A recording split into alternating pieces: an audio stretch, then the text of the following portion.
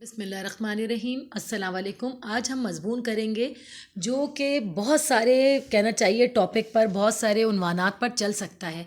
करो मेहरबानी तुम अहले ज़मीं पर, दर्द दिल के वास्ते पैदा किया इंसान को, ज़िंदगी ज़िंदा दिली का नाम है, एक दूसरे की मदद करना, खिदमत खल्क, इन तमाम पर ये मज़मून बआसानी चल सकता है। अगर आप मेरे चैनल पर नए हैं तो इसे ज़्यादा से ज़्यादा सब्सक्राइब कीजिए, लाइक कीजिए, शेयर कीजिए और उन लोगों तक पहुँचाएँ जो मज़मून लिखना चाहते हैं, नए नए मज़मूनों के बारे में जानना चाहते हैं।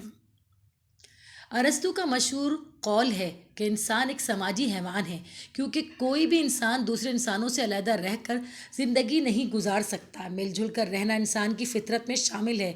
माशरा भी इस वक्त वजूद में आया जब इंसानों ने बाहमी ताल्लुक़ पर मिलजुल कर रहना शुरू कर दिया। इंसान कोई भी काम अकेले सर अंजाम नहीं दे सकता, इसलिए जैसे जैसे एक माशरे में इंसान की ज़रूरियात में इजाफ़ा होता गया, वैसे वैसे मुख्तलिफ़ इंसानों ने मुख्तलिफ़ काम सर अंजाम देना शुरू कर दिए। इस तरह कई पेशे वजूद में आ गए और सब लोग एक दूसरे के लिए मिलजुल कर खिदमत सर अंजाम देने लगे। इंसानों के आपस के ताल्लुक़ात का अगर एक माशरे में जायज़ा लिया जाए तो ये ताल्लुक़ात की बुनियादों पर अस्तवार दिखाई देते हैं, जिनमें मजहबी, माशरती, ख़ानदानी, अखलाक़ी और तजारती बुनियादें वगैरह शामिल हैं। ये ताल्लुक़ात इस वक्त कामयाबी से चलते हैं जब तमाम इंसान एक दूसरे के साथ हमदर्दी और मेहरबानी के साथ पेश आते हैं। अल्लाह ताला ने इंसान को अशरफुल मखलूक़ात का दर्जा दिया है और इसे ज़मीन पर अपना खलीफा और नायब मुकर्रर किए फरमाया है। इसलिए इंसान को अपने खलीफा होने का फ़र्ज़ भी अदा करता है, यानी इंसान के लिए ज़रूरी है कि वो इंसान होने का हक़ अदा करे और अपने ही जैसे दूसरे इंसानों की भलाई के लिए कोशा रहे। इस्लाम ने मुसलमानों पर इंसाफ कायम करने, बाहमी हमदर्दी करने और इसार करने का दर्ज दिया है। खुद गर्जी और लालच एक इंसान को इसके मनसब से गिरा देते हैं और वो अपने कायदा किए गए के लिए अपने ही तरह के दूसरे इंसानों का हक मारने लगता है, अपने फ़ायदे के लिए अपने ही तरह के दूसरे इंसानों का हक मारने लगता है।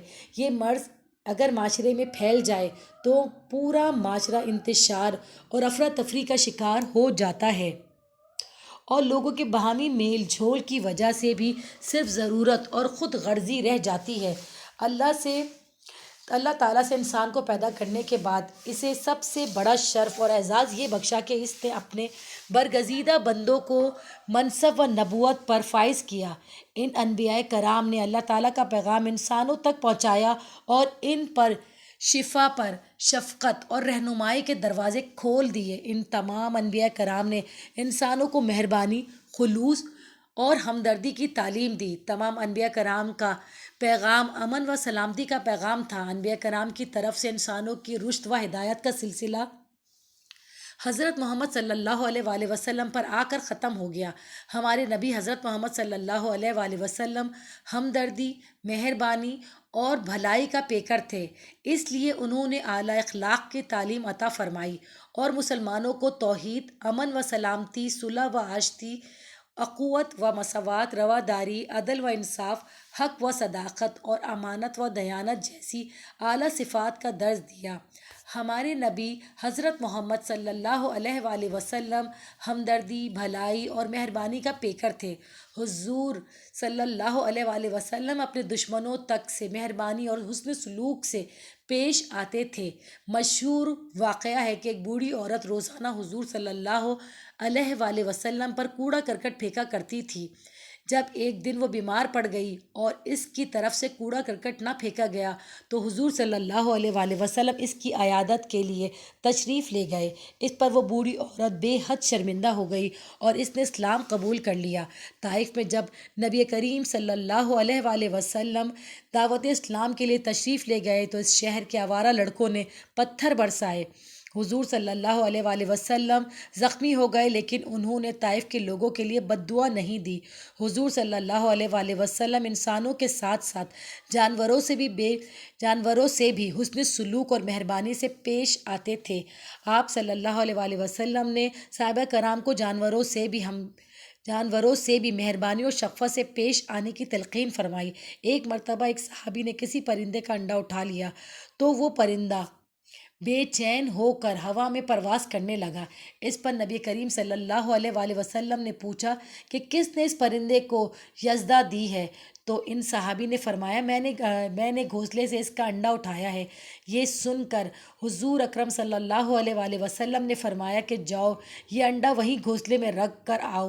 نبی کریم صلی اللہ علیہ وآلہ وسلم نے بچوں کے ساتھ نہایت شفقت اور محبت سے پیش آتے تھے۔ راہ میں گزرتے ہوئے اگر بچے مل جاتے تو حضور صلی اللہ علیہ وآلہ وسلم انہیں سلام کرنے میں پہل کرتے۔